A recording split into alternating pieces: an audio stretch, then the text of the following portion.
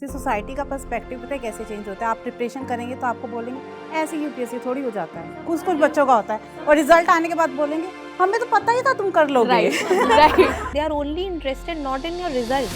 They are only interested in seeing you fail. आप कहीं पे जाएंगे वो पूछेंगे आपका क्या रहा रिजल्ट। कि मुझे एक पड़ोस वाले अंकल को जवाब देना है, शर्मा जी के मुझे बेटे शर्मा जी के बेटे को जवाब देना है मुझे। मनुष्य के श्रद्धा मैम थी, तो उनकी स्ट्रेटेजी थी, उन्होंने अच्छा परमिशन किया। बहुत से लोग होते हैं उनको अगर श्रद्धा मैम मिलती है तो उनका क्या पॉइंट ऑफ व्यू होना चाहिए। अगर चलना इम्पोर्टेंट है ना उतना ही रुकना इम्पोर्टेंट है।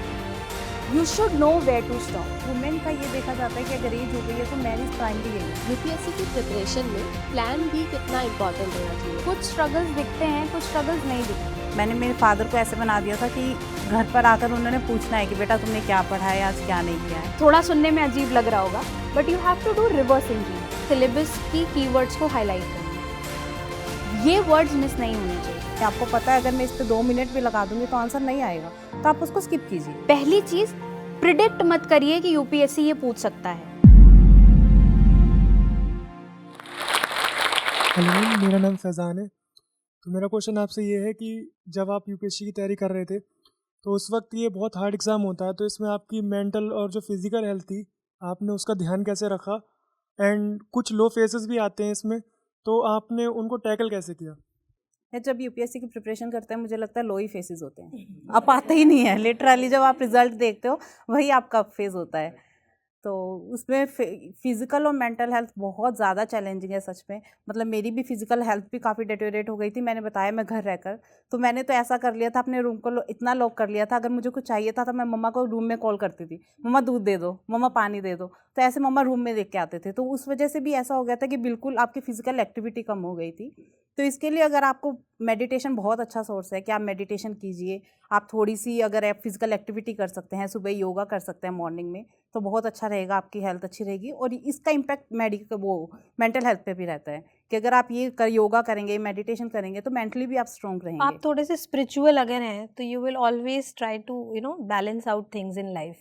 तो मेरे साथ भी यही था, जैसे हर एस्पिरेंट के साथ होता है कि बहुत स्ट्रेस बिल्डअप हो जाता था। और क्योंकि मैं जॉब भी कर रही हूँ तो जॉब के साथ तैयारी करना, it was hello lot of things for me कि कोई ड्यूटी लग गई कहीं पर कुछ है। एंड देयर वर टाइम्स जब मेरा प्रीलिम्स रहता था एंड 15 डेज़ पहले मेरी कहीं ड्यूटी लग गई। तो वो ऐसी चीज़ होती थी कि आपने जितने भी टारगेट्स बनाए होंगे वो मुझे कहीं मतलब हटाने पड़ते थे कि I have to keep them aside and focus on the job. तो ये चीज़ें थी और मेंटल रेजिलियंस होना चाहिए। और जैसे मैंने अभी बताया कि 15 डेज़ आप प्रिपरेशन से पहले प्रिपेयर फॉर द ऑप्शनल, कि मुझे ऑप्शनल क्या लेना है, चूजिंग योर ऑप्शनल वाइजली। इसी तरह से before starting your journey for UPSC prepare yourself mentally, because it is not a 200 meter race, it is a marathon, है ना? And for marathon emotional and mental resilience is like sine qua non, it is the most essential component of your journey. So अगर आप spiritual हैं तो spiritually थोड़ा सा करिए, जैसे कोमल ने बताया कि meditate करिए, और कम से कम छोटा सर्कल रखिए। जितने ज़्यादा लोगों से आप कनेक्टेड रहेंगे you will feel that think कि अच्छा वो पार्टी कर रहे हैं मेरे फ्रेंड्स तो मैं भी चला जाऊँ, मैं नहीं जा पा रहा हूँ। So that will add up to your burden, your emotional stress. तो keep a close circle of 4 to 5 people, because and don't even isolate yourself, that is I'm telling, because there will be low phases and there should be a group of people whom you are able to vent out your feelings, your emotions, your anger, whatever frustration you are going through your preparation. So एक 4 to 5 लोगों का एक group होना चाहिए, but not larger than that. तो थोड़ा pressure reduce करने के लिए मैं कहूँगी सोशली आप किसी को इतना बताइए मत कि आपका एम क्या है।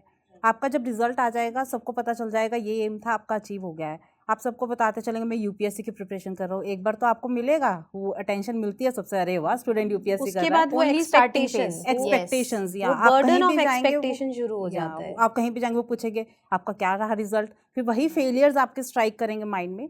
तो आप जितना हो सके आप अपना एम बताइए और आपका मोटिवेशन भी फिर डाइवर्ट हो जाएगा। एग्जैक्टली जो आपका मोटिवेशन था जो कि हम क्यों तैयारी कर रहे हैं, to serve my country, to serve my people, to serve my society, तो उसके बाद क्या होगा कि मोटिवेशन ये हो जाएगा कि मुझे एक पड़ोस वाले अंकल को जवाब देना प्रूफ है, करना शर्मा है। जी के बेटे मुझे हैं। हाँ, शर्मा जी के बेटे को शर्मा जी जवाब के। देना है मुझे कि उनका फ़ोन आएगा जब प्रीलिम्स का रिजल्ट आएगा।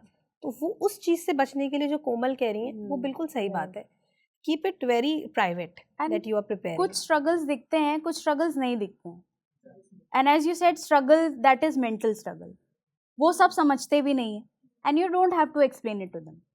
क्योंकि जब आप कुछ भी कोई भी नया काम करते हैं, लेट्स फॉरगेट अबाउट यूपीएससी, आप कोई स्टार्टअप डाल दो, people will expect from you, right, कि देखते हैं क्या करता है, राइट। वो आपकी प्रिपरेशन नहीं पूछेंगे, आपकी स्ट्रगल नहीं पूछेंगे, they are only interested in your result, right. अच्छा आया तो you know what they want, and अगर नहीं अच्छा आया तो फिर तो उनके मन की बात हो गई, राइट, कि क्या हुआ, नहीं हुआ। I would rephrase what Shruti is saying. They are only interested not in your result.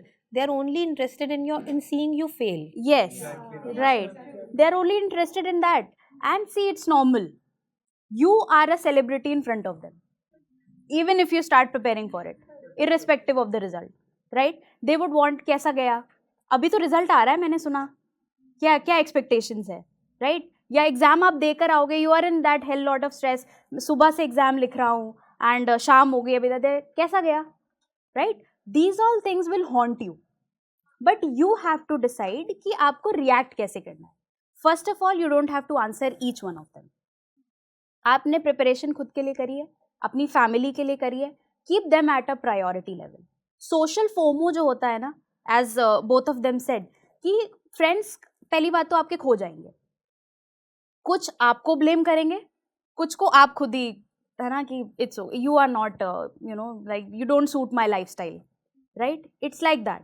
And उनको भी एक्सप्लेन मत करो, even if you are losing friends, it's okay, at the end सब वापस मिल जाएंगे, राइट। आपके जो एक्चुअल सपोर्टर्स हैं, जो रियल वेल विशर्स हैं, that is only your family members, right. अगर आप उनको मन में रख के चलो, उनको प्रायोरिटी बनाओ, मेंटल स्ट्रेस वो आपका खुद ही कम कर देंगे, right. Share with them. I used to sit with my father, I have a pet with me, okay, so I used to play with him, ले गए उसको, बॉल के साथ खिला रहे हैं, I my time is past easily. Family के साथ बैठिए, उनसे बात करिए, अपने स्ट्रगल के बारे में ज़रूर बताइए, because they are the one who will understand, okay, not the society. वो 4 लोग मैटर नहीं करते हैं और करने भी नहीं चाहिए। सी सोसाइटी का पर्सपेक्टिव पता है कैसे चेंज होता है? आप प्रिपरेशन करेंगे तो आपको बोलेंगे ऐसे यूपीएससी थोड़ी हो जाता है, सबका कुछ नहीं बच्चों का होता है, होता है, सबका और नहीं रिजल्ट होता आने के है। बाद बोलेंगे हमें तो पता ही था तुम कर लोगे, राइट। ऐसे चेंज होते हैं एकदम, Right. बिल्कुल। तो वही है, सोसाइटी को बिल्कुल माइंड में मत रखना, अपना एक साइलेंट कॉन्फिडेंस के साथ तैयारी कीजिए कि हम, मुझ में ये कैपेबिलिटी है, मैं करूंगी। और करेंगे। एम सही होना चाहिए, एम नेगेटिव नहीं होना चाहिए कि I am interested in the perks, I am interested in the luxuries of being a civil servant, ये नहीं होना चाहिए। इसमें तो आप अगर क्वालिफाई कर भी गए ना, तो आपको you will not enjoy your Justify नहीं लाइफ कर पाएंगे। And you will feel frustrated even after you qualify. And जो हम पर्क्स देखते हैं ना, those royal entries, that are the need of this administrative field. उनको ज़रूरत है उस चीज़ की, they need that security, they are at stake, right. वो बहुत ही कुछ you know about all the stories, no, जो IAS IPS वगैरह सब फेस करते हैं। So that is the necessity, that is not a perk, right. उनको एक जगह से दूसरी जगह कम्यूट करने के लिए they need a car, right. And उस पर कुछ मेंशन होना इसलिए इम्पॉर्टेंट है because you are dealing, you are the one who is managing that thing. आपके हाथ में एक डिस्ट्रिक्ट होगा, पहले एक तहसील होगी, फिर आपके हाथ में एक डिस्ट्रिक्ट होगा। So that all are the needs, you need security for yourself, because आप बहुत सारे मैटर्स को डील कर रहे होते हो, and there are lot of elements in the society who will come to stop you, right? So these are not at all the keep perks. Your aims very pure Yeah. And very clear कि मुझे अपनी society को सर्व करना है, या आप किसी community से आते हैं तो you have seen them that they are not very well off and they are very backward, so I have to do something for the society in the entirety and for the community in particular instance, so you have to think that way, ठीक है। कोई particular women, जैसे हम सब हमने देखा है women की क्या स्ट्रगल्स होती हैं, that was the prime motivation in fact for me कि विमेन के लिए कुछ करना है, उनकी एजुकेशन के लिए कुछ करना है। तो इस तरह का आप मोटिवेशन लेके चलेंगे तो you will not B disheartened during the preparation. Hello ma'am, मेरा सवाल आप तीनों से ही है, जैसे अभी आपने बताया कि विमेन के लिए सिचुएशन काफ़ी अलग होती है, तो 2-3 साल प्रिपरेशन के हो जाने के बाद एक अनसेट सा प्रेशर आ जाता है, कोई बोल भी नहीं रहा है तो भी प्रेशर आ जाता है कि अब थोड़ा फाइनेंशियली इंडिपेंडेंट हो जाना चाहिए, घर वालों से पैसे कब तक लेंगे, या फिर दूसरी जॉब कर लेते हैं, और रिश्तेदार तो ये भी कहने लगते हैं कि अब शादी कर लो तुमसे नहीं होगा, अब शादी कर लो, है ना। तो आप तीनों के साथ कभी कुछ ऐसा हुआ या फिर आपने कुछ ऐसा फेस किया हो, तो उसको टैकल कैसे किया आप तीनों ने? I was personally lucky because मैं बहुत ही प्रोग्रेसिव फैमिली से आती हूँ, और my parents, my brother, sisters, they have always supported me अलॉट। Lot they gave me a very free hand कि जो लाइफ में करना है करो। तो जब मैंने बीटेक कंप्लीट किया तो I got couple of jobs, but क्योंकि वो प्योरली टेक्निकल जॉब्स थी तो मुझे हमेशा ये था कि I have to do something where I can put my technical skills for a social purpose, जहाँ पे मेरी सारी जो भी मैं प्रोग्रामिंग जानती हूँ, जो भी चीज़ें हैं वो मैं किसी सोशल पर्पज़ पे लगाऊँ, not like working for a purely technical organisation. तो उसके बाद मैंने अपने पेरेंट्स से बात किया कि मैं ये जॉब्स नहीं करना चाहती, और मेरा कैंपस प्लेसमेंट हुआ तो उसके बाद मैंने वो जॉब्स ज्वाइन ही नहीं करी, आई डिक्लाइन द ऑफर्स। और उसके बाद मैंने अपना एक सेटअप शुरू किया जहाँ पे मैंने सिर्फ ऐसी चीज़ें डिज़ाइन की, जैसे मैंने बिहार गवर्नमेंट के साथ काम किया तो उनके लिए हेल्थ पोर्टल डिज़ाइन किया। तो वहाँ पे मुझे ऐसा लगा कि जो मुझे आता है, जो मेरी स्किल सेट है, वो एक सोशल पर्पस को सर्व कर रही है। तो my parents supported that also. उसके बाद धीरे धीरे सिविल सर्विसेज की तरफ आए। My brother is also a civil servant, तो उन्होंने बहुत मोटिवेट किया मुझे, तो ही गाइडेड मी थ्रू। और उसके बाद again family was very okay कि अच्छा PCS हो गया, अच्छा फिर से और पढ़ाई करनी कर लो। तो in that case I was very lucky, but I know the struggles of other women also, who have been my colleagues, who have been my very good known people. तो उनके साथ ये है कि फैमिली सपोर्ट नहीं करती, शादी का बहुत बड़ा फैक्टर होता है, and we usually laugh off at the word of shaadi, but it is one of the biggest burdens which our women folk are facing, especially in the rural areas or town areas. क्योंकि urban areas में तो हम देखते हैं, जैसे मेट्रोपॉल्स हैं, जैसे दिल्ली है, यहाँ पे काफ़ी विमेन फ्री हैं and they are free to make decisions about their life. But हम थोड़ा सा भी टाउन एरिया में जाएंगे, यूपी, बिहार, इधर की तरफ जाएंगे, तो हम देखेंगे कि they don't have that decision making. And for me empowerment is not just financial empowerment, I define empowerment as decision making power. अगर आप चूज़ कर सकते हैं अपनी लाइफ को, मुझे पढ़ना है, मुझे शादी करना है, ये भी अगर आप चूज़ कर रहे हैं तो यू आर एम्पावर्ड। तो that definitely is not the trend of the society, trend of the day, but ये धीरे धीरे चेंज आ रहा है। And parents however are even watching this talk show, they can always support the girls in their home because they need more support than boys. Women specific अगर हम challenge देखें तो वुमेन का ये देखा जाता है कि अगर एज हो गई है तो मैरिज प्राइमरी एम है। अगर लड़का फिर भी फाइनेंशियली इंडिपेंडेंट नहीं है तो बोलते हैं कि तू फाइनेंशियली इंडिपेंडेंट हो जा फिर मैरिज कर देंगे, लेकिन वुमेन के लिए ज़रूरी समझते ही नहीं है। उनको ये लगता है कि पहले मैरिज कर देंगे फिर अपना करियर देख लेंगे, और सबको पता है मैरिज के बाद करियर बनाना बहुत ज़्यादा मेजर इशू होता है। तो पेरेंट्स को जो भी इस शो देख रहा है तो मैं यही कहूँगी कि पहले एजुकेशन पे प्राइम फोकस कीजिए, कि आपको पहले वुमेन को एजुकेशन दीजिए, उसको फाइनेंशियली इंडिपेंडेंट बनाइए। मैरिज सेकेंडरी एम होना चाहिए, नॉट प्राइमरी एम। एंड एक social empowerment as the right word used, you know, social empowerment होना बहुत ज़रूरी है for women, right. Perspective regarding to marriage if I have to say, वो selection के पहले होता है कि कर देते हैं, सिलेक्शन के बाद होता है चलो अब सिलेक्शन हो गया शादी कर देते हैं, राइट। प्राइम फोकस नहीं चेंज होता है उनका।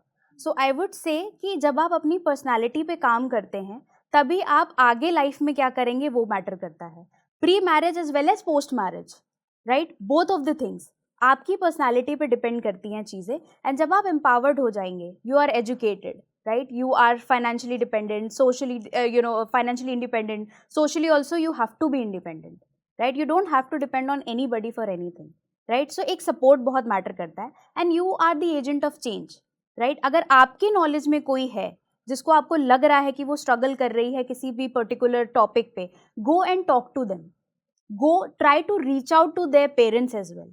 आप उनको समझाने की कोशिश करिए, एंड अगर आप कोई चेंज कर सकते हैं, अगर आप उनको अपने साथ बैठा के एजुकेट या कुछ भी किसी भी तरह की कोई हेल्प कर सकते हैं, I think you should come forward, right. Start, you don't have to get that power to bring a change, right. It is all within, it is all here, right. It depends how you use it. इसी से related एक और question है मेरा सबके लिए ही कि UPSC की प्रिपरेशन में प्लान बी कितना इम्पॉर्टेंट होना चाहिए. मतलब कई लोग ऐसे होते हैं जो सोच के आते हैं कि 2 साल प्रिपेयर करूँगी या करूँगा, नहीं हुआ तो कुछ और देखूँगी, हुआ तो अच्छी बात है. कई लोग उसमें लगे रहते हैं. तो 3-4 साल बाद क्या उन्हें प्लान बी के बारे में सोचना चाहिए या शुरू से ही प्लान बी का रखना चाहिए कुछ कि ये नहीं हुआ तो ये कर लूँगा? आप लोग को क्या लगता है? आई पर्सनली बिलीव प्लान भी होना चाहिए बिकॉज ऐसा नहीं है कि यूपीएससी श्योर शॉट है और सिलेक्शन रेट आप लोग जानते ही हैं बहुत कम होता है. तो you will and up frustration and बहुत सारे बच्चे तो डिप्रेशन में चले जाते हैं कि हमारा हुआ नहीं, 4 साल हो गए, 5 साल हो गए, and that monotonous life of Mukherjee Nagar and Karol Bagh, है ना. तो वो डिप्रेसिंग है. तो अगर आपका एक स्ट्रॉन्ग, जैसे मेरे साथ ये था कि ग्रेजुएशन मैंने किया और मेरे दिमाग में था सिविल सर्विसेज, लेकिन ग्रेजुएशन मैंने बहुत अच्छे से किया कि वहाँ से जो स्किल सेट लिया तो इट वाज नॉट लाइक मैंने बहुत सारे बच्चे देखे हैं जो ग्रेजुएशन को बहुत ऐसे ही बेकार तरीके से लेते हैं कि हमें तो सिर्फ बस एलिजिबल होना है और फिर यूपीएससी निकल जाएगा. ऐसा नहीं होता. सिलेक्शन रेट बहुत कम है, करते भी हैं बच्चे, हुआ भी है सिलेक्शन, बट इसमें नहीं जाना चाहिए. It is a very tricky trail. तो इसका तरीका ये है कि आप ग्रेजुएशन जो भी कर रहे हैं वो या पोस्ट ग्रेजुएशन वो अच्छे से करिए और अच्छा स्कोर करिए. अच्छा वो एक लाइन आपकी होनी चाहिए कि even if I lose the battle here I have something to take over. तो वो चीज़ होनी चाहिए. अदरवाइज डिप्रेशन और ये इमोशनल रेस्टलेसनेस ये सब चीज़ें आएंगी foundation and you will strong be होना very, बहुत it will जरूरी be है. very difficult to deal with. See foundation अगर बिल्डिंग का स्ट्रांग होता है, रेस्ट इज ब्यूटिफिकेशन, राइट. जब तक आपका एजुकेशन फाउंडेशन स्ट्रांग नहीं होगा, you will not be able to succeed in life. Let me tell you first thing. क्योंकि see I was teaching in Byju's as an academic specialist, okay. So I had my plan B ready कि and अगर चलना important है ना, उतना ही रुकना important है. You should know where to stop. अगर आपके पास ये क्लैरिटी नहीं है, so you are going to mess up. ठीक है, आप अपनी मेंटल हेल्थ के साथ खेलोगे.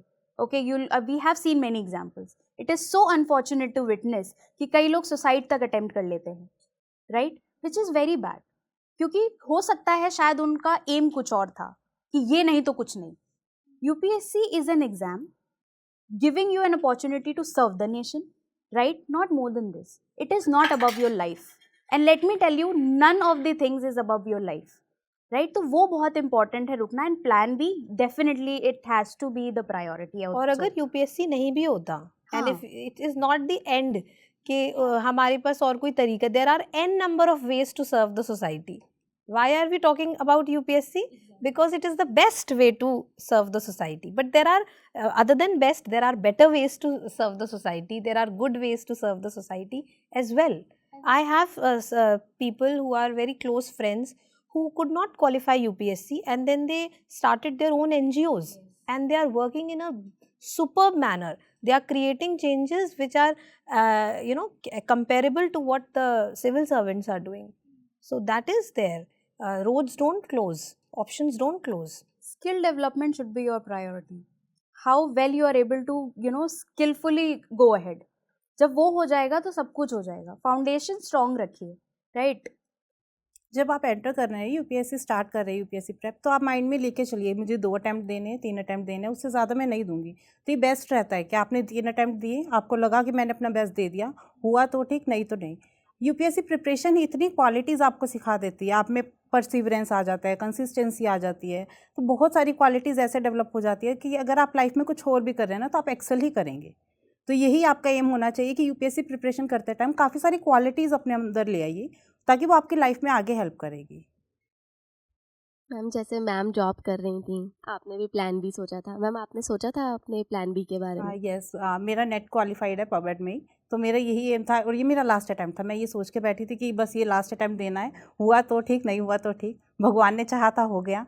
तो इसीलिए बस ये था कि अगर नहीं होता तो मैं असिस्टेंट प्रोफेसर के लिए अपना प्लान भी मैंने सोचा था। जैसे मेरा मैथ्स बहुत वीक था पास्ट फ्यू इयर्स एंड मैंने काफ़ी साल हो गए मैथ्स छुआ भी नहीं है, तो सी सैट के लिए कैसे एफिशिएंटली प्रिपेयर कर सकते हैं, उसके बारे में आप कुछ बताइए। For CSAT, you just need good maths, good reasoning and logical abilities, which is required till class 10. तो एक RS अग्रवाल की बुक आती है क्वांटिटेटिव एप्टीट्यूड, एक और RS अग्रवाल की आती है and that is quite thick book, reasoning and logical abilities or something like that, which is yellow colored, no? Verbal, non-verbal reasoning. So these two books are, I think, sufficient. And keep practicing. Take out the PYQs and keep practicing. And there is a one English section where there are a couple of comprehensions and you have to answer the follow-up questions, and there is the one math section. So if you are weak at maths, then you can always go for the English section first. So in this year 2023 in which we all qualified, there were 27 comprehensions. So if you have a good command over English, then आप उसको जल्दी जल्दी पढ़िए, और उसमें ये होता है कि one comprehension and 1 or 2 answer questions are there, तो उसको जल्दी पढ़ना है, मतलब 27 questions 27 paragraphs, है ना, तो ऐसे करना है। और अगर आपका मैथ स्ट्रॉन्ग है तो मैथ्स को पहले पकड़िए, मतलब आपका क्वालिफाइंग पेपर है ये। ऐसा नहीं है कि CSAT में हमें कोई कोचिंग की ज़रूरत है या कोई बहुत ज़्यादा मेंटोरशिप की ज़रूरत है।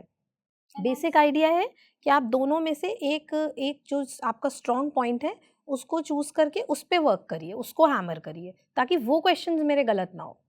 And as you said, maths is weak. I can totally relate with you. Okay, pathetic at maths, right? So what you can do is, see, select few topics of maths, right? Choose those micro topics. Let's say average. Let's say number system. Build a command over these topics, right? जैसे number system should be the foundation of maths. Number system पे focus करिए।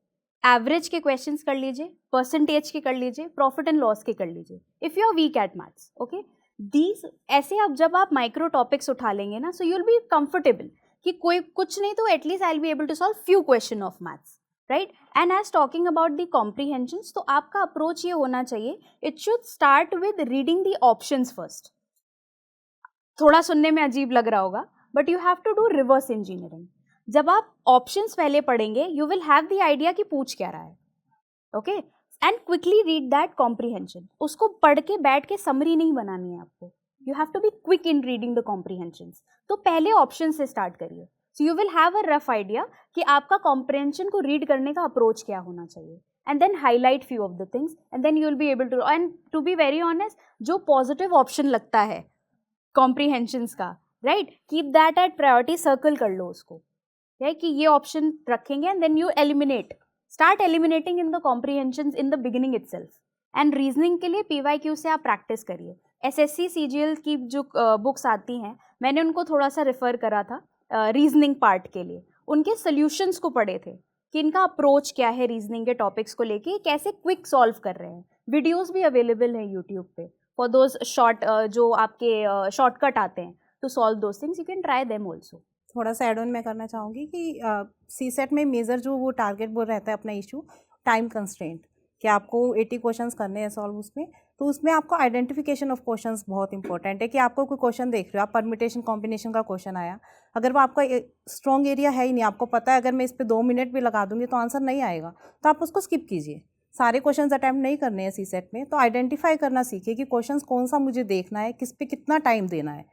Because अगर आपने कोई भी question दिल पे ले लिया ना कि नहीं ये तो मैंने करना ही करना है, मेरा ईगो हट हो जाएगा अगर ये सॉल्व नहीं हुआ, तो फिर बहुत मेजर इशू हो जाएगा, CSAT क्वालिफाई नहीं होगा। आपको जो क्वेश्चन लग रहा है कि मेरी रीच में है, ये मैं कर सकती हूँ, करिए, अदरवाइज स्किप कीजिए क्वेश्चन।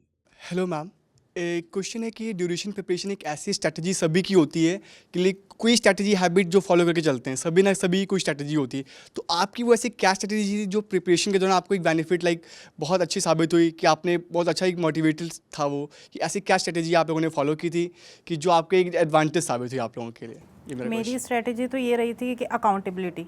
मैंने मेरे फादर को ऐसे बना दिया था कि घर पर आकर उन्होंने पूछना है कि बेटा तुमने क्या पढ़ा है, आज क्या नहीं किया है। तो जैसे ही वो वीकली टेस्ट का भी मैं बता देती, पूरी फैमिली को अपने घर पे बता देती कि आज मेरा टेस्ट होने वाला है, मतलब मैं संडे को टेस्ट दूंगी, अगर नहीं दिया तो आप लोगों को पूछते रहना है, मतलब मुझे ऐसे कर देना है कि टेस्ट देना ही देना है। क्योंकि ऐसा होता है प्रिपरेशन फेस में अपने को लगता है थोड़ा और पढ़ लेते हैं फिर टेस्ट दे देंगे यार, अभी थोड़ा सा रहता है कि मार्क्स कम आ जाएंगे, लेकिन आप अकाउंटेबिलिटी रखोगे, किसी को भी ले लो, आप अपने फ्रेंड को ले लो, पेरेंट्स को ले लो, तो वो बहुत अच्छा लगता है कि आपका एक कंटिन्यूटी बनी रहती है, कंसिस्टेंसी मेंटेन रहेगी कि आपको हाँ आज आंसर देना है पापा को। रात को मैं नहीं किसी दिन पढ़ा तो ये रहता, तो पापा को क्या बोलूँगी, आज तो पढ़ाई नहीं की है। तो ये काफ़ी हेल्प करता है, मुझे तो काफ़ी हेल्प किया था। मेरी 2-3 चीज़ें थी। जैसे पहला तो ये कि जो मैं ट्रैवल टाइम होता था मेरा ऑफिस, घर से ऑफिस, ऑफिस से घर, उसमें अगर मेरे पास एक फ़ोन कॉल भी आ जाता था तो I use to decline it, कि वो मैं टाइम कॉम्प्रोमाइज़ नहीं करूँगी किसी भी हालत में।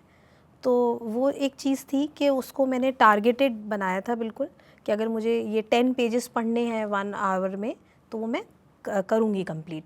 पहला ये। दूसरा ये कि मेरी न्यूज़पेपर रीडिंग हैबिट बचपन से थी, तो वो मुझे लगता है कहीं ना कहीं मुझे बहुत बेनिफिट मिला उसका, क्योंकि मैं बहुत ऐसी फ़न में पूरा न्यूज़पेपर, 2 न्यूज़पेपर ऐसे पढ़ डालती थी। तो मेरे घर पे जैसे इंडियन एक्सप्रेस भी आता है और 5-6 पेपर्स आते हैं, तो मैं 2-3 पेपर ऐसे ही पढ़ लेती थी। तो वो मुझे लगता है कि कहीं ना कहीं बहुत नॉलेज इन्हांसिंग चीज़ थी। और जो अगर कोई बच्चे भी देख रहे हैं ना इस टॉक शो को, तो मैं उनको ये रिकमेंड भी करूँगी कि अगर आप स्कूल में हैं तो स्कूल लाइफ से ही इस हैबिट को कल्टिवेट करिए कि न्यूज़पेपर को पढ़िए, जानिए कि आसपास क्या हो रहा है। तो उससे जब आप इंटरव्यू देंगे तो आपके पास बहुत कुछ होगा बोलने के लिए, आपके पास बहुत एनालिसिस और फैक्ट्स की कभी कमी नहीं पड़ेगी, आपके पास सब कुछ आपको होगा आपके दिमाग में। इट्स जस्ट दैट कि उसको आर्टिकुलेट करना आना चाहिए, जैसे एक्ट ऑफ ब्रेविटी कहते हैं, आर्टिकुलेट करना आना चाहिए बस। तो ये 2-3 चीज़ें थी। बाकी जैसे कोमल ने हाईलाइट किया कि अकाउंटेबिलिटी, तो अकाउंटेबिलिटी बहुत ज़रूरी है, चाहे आप किसी एक पर्टिकुलर इंसान को दें या ख़ुद में अकाउंटेबल हो जाएं कि मुझे ये करना है। तो मैं एक रात में सोने से पहले एक टू डू लिस्ट बनाती थी कि ये कल करना है कंप्लीट। तो नेक्स्ट डे जब मैं उसे कर लेती थी या उसमें से 1-2 चीज़ें रह गई तो I use to tick mark and give myself marks कि अच्छा 10 में से 8 मार्क्स, 8 हो गए कंप्लीट। तो वो उससे आपको पता चलता है कि whether you are moving in the right direction और नॉट। मेरा स्ट्रैटेजी सिंपल था। पहली चीज़ तो सिलेबस की कीवर्ड्स को हाईलाइट करना, ये वर्ड्स मिस नहीं होने चाहिए, क्योंकि PYQs में जब आप देखोगे, रीड करोगे, एनालाइज करोगे, so those words are very important. उससे रेपिटेडली क्वेश्चंस उस टॉपिक से आते ज़रूर हैं जो आपका सिलेबस में मेंशन है। कीवर्ड्स को पहले हाईलाइट किया, मेक अ नोट कि ये मेरे से मिस नहीं हो। दूसरी चीज़, जो 3 स्टेजेस हैं उसमें मेन्स को मेन्स इसीलिए बोला जाता है बिकॉज वो सच में मेन है, right? So you should start preparing for mains first. Prelims I know सबको डर लगता है क्योंकि it has become a talk of the town कि टफ़ आ रहा है, ऑप्शन समझ नहीं आ रहे हैं, ऑप्शंस पूछने का तरीका अलग हो गया है। वो आपका काम नहीं है। You are not there to set the paper. पहली चीज़, प्रिडिक्ट मत करिए कि UPSC ये पूछ सकता है, आपका काम है प्रिपेयर करना। So what I used to do कि पहले मैंने मेंस से स्टार्ट करा, ऑप्शनल से, GS के पेपर से, क्योंकि मेंस इतना कॉम्प्रिहेंसिव है, इतना डिटेल सिलेबस है कि जब आपको उसकी अंडरस्टैंडिंग हो जाएगी। सो प्रीलिम्स वुड बी लाइक कि बस अब मुझे फैक्ट्स देखने हैं कि इसमें कौन सा सही फैक्ट है और कौन सा गलत है। Second thing what I used to do was I used to teach. I have a younger brother, अब नेक्स्ट ईयर से वो भी अटेम्प्ट करेंगे, तो मैं उसको पढ़ाती थी कि आज मैंने ये वाला टॉपिक पढ़ा है, प्लीज़ लिसन टू मी, ये मेरे से एक बार पढ़ो, तुम बताना कि मैं कितने ईजिली आपको ये चीज़ एक्सप्लेन कर पा रही हूँ। क्योंकि जब आप किसी को एक्सप्लेन करते हैं, आप अटक नहीं रहे हैं, आपकी थॉट्स क्लियर है, तब समझ में आ जाएगा कि हाँ ये कॉन्सेप्ट मेरे दिमाग में क्लियर है। And I use to explain him in the format of answer writing कि देखो ये इंट्रोडक्शन है, ये मेन है, ये प्रोज है और ये इसका कॉन्स है और ये मेरा सोल्यूशन एट द एंड जो आप एंडिंग करते हो आंसर की, right, the conclusion. Okay, and try to write way forwards. पूछा है तो भी, नहीं पूछा है तो भी, क्योंकि you are going to solve the problem of this country, right? You have to be a solution to this country, जो भी प्रॉब्लम्स अराइज हो रही हैं। तो जब तक आप वो एग्जामिनर को दिखाएंगे नहीं कि see this is my unique solution to this problem, तो that will give you an edge, right. पूछा गया है तो राइट 3 to 4 वे फॉरवर्ड्स. नहीं पूछा गया है तो try to give 2 way forwards. छोटा सा सिंपल सा कोई एक एनेक्डोट दे दो आप, कोई रिकमेंडेशन किसी कमिटी की दे दो. So this should be your approach. Main से स्टार्ट डोंट करना ट्राई है. To copy anybody No. Strategy, क्योंकि इसमें ये है कि हर इंसान की अपनी एक स्ट्रेटजी है. कोई मॉर्निंग पर्सन होता है, कोई नाइट पर्सन है. तो उसमें आप ये नहीं कि आपने एक टॉपर्स वीडियो देख लिया और उन्होंने कहा मैं 5 o'clock उठता हूँ और मैं पढ़ाई करता हूँ, और आप लेट नाइट जगते हैं, लेट नाइट पढ़ते हैं. तो जो आपको कंफर्टेबल है, eight the end of the day आपके टास्क कंप्लीट होने चाहिए एनी हाउ. चाहे आप उसमें कुछ एंटरटेनमेंट भी ऐड कर लीजिए या नहीं करिए, आइसोलेट करिए या फ्रेंड्स के साथ रहिए, at the end of the day what matters is your task are getting completed. हम सभी ने एक सीरीज़ देखी है मैम, मैं सभी ने सीरीज़ देखी है. तो इसमें एस्पिरेंट्स एनएसएल 12th फेल. तो मैं ये क्वेश्चन है कि लाइक मनोज सर के श्रद्धा मैम थी, तो उनकी स्ट्रैटेजी थी, उन्होंने अच्छा प्रिपरेशन किया. बहुत से लोग होते हैं उनको अगर श्रद्धा मैम मिलती है तो उनका क्या पॉइंट ऑफ व्यू होना चाहिए, तो उस पर आप लोगों का रिप्लाई है. if the other person is not a point of distraction for you, तो कोई प्रॉब्लम नहीं है. डिस्ट्रैक्शंस होते हैं और मोस्टली होते हैं, इसीलिए पेरेंट्स एडवाइस करते हैं कि we are sending you to study there, prepare there and don't get into all this stuff. लेकिन अगर वो 90% केसेस में होता भी है, लेकिन अगर आपका पार्टनर, आपका स्पाउस, आपका जो भी है वो सपोर्टिव है and it's not a point of distraction for you, तो आप कैरी ऑन करिए. It's a personal life. Okay, आपको अपनी पर्सनल लाइफ, प्रोफेशनल लाइफ भी आगे चल के मेंटेन करनी होगी, right, when you will get into the services.